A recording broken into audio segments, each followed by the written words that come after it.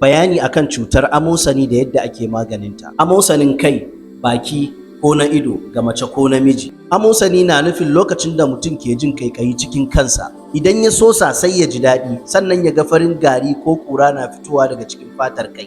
Wannan shi ake kira da amosanin kai.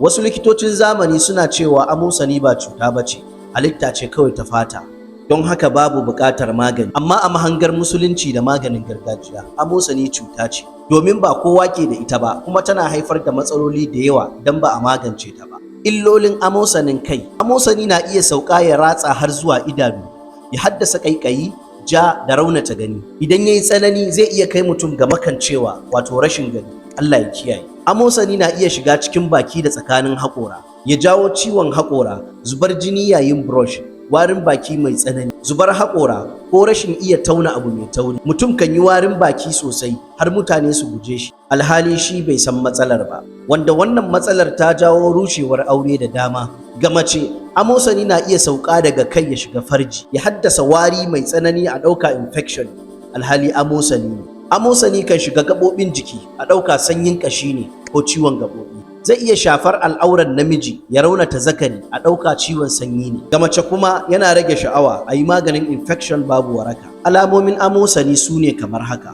ƙaiƙayi a kai, zubar gashi ko rashin kyansa, ƙaiƙayin ido, ciwon haƙora, warin baki ko zubar jini yayin brush, zubar farin ƙura daga kai. Abubuwan da ake buƙata don magani ga sunan guda 10. Sabulun salo na asali, kaltufa mai hoton apple guda 1, man hulba ɗan misira guda 4, garin kanunfari cokali 3, garin asalin gawayin hausa na asalin itace, zuma tsantsa cokali 5, garin asalin kwai a daka shi gari, man kanunfari ɗan misira guda 1, ruwan zamzam da kwallin ismudi. Maganin amosanin kai na namiji: a aske kai gaba ɗaya, a yi wanka da ruwan ɗumi da sabulun salo, bayan ya bushe a shafa kaltuffa, shi ma bayan ya bushe a shafa man hulba. A riƙa yin haka safe da yamma har sai sabon gashi ya fito.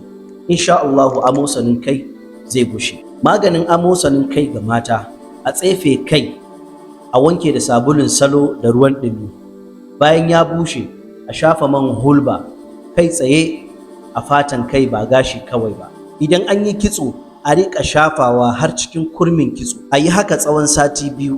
Insha Allahu amosanin kai zai tafi. Haɗin maganin amosanin baki: garin kanunfari cokali 3, zuma cokali 5, garin baƙin gawayin hausa, garin busasshen kwai cokali 2, man kanunfari ɗan misira guda 2, a haɗe su waje guda. Wannan ne makilin ɗinka, wannan ne makilin ɗinki. Yadda ake amfani da shi: a dangwala da brush kamar makilin, a goge baki da shi sosai, a goge sosai har kan harshe, a goge ciki nan duka, a goge. Yana riƙe datti nan gurin, shi sa yake yauƙi, shi ma yana jawo warin baki. A kurkure da ruwan ɗumi, sannan a kurkure da ruwan kal. Bayan minti 5 sannan a sake kurkurewa da ruwan ɗumi. A yi haka na sati 2. Insha Allahu amosanin baki zai bushe. Fa'idar shi ne yana kashe warin baki, yana ƙarfafa haƙora. Maganin amosanin ido: a saka kwallin ismudi a ido da daddare, a ɗauki ruwan zamzam a karanta fatiha sau 7, a rinka ɗigawa safe da yamma.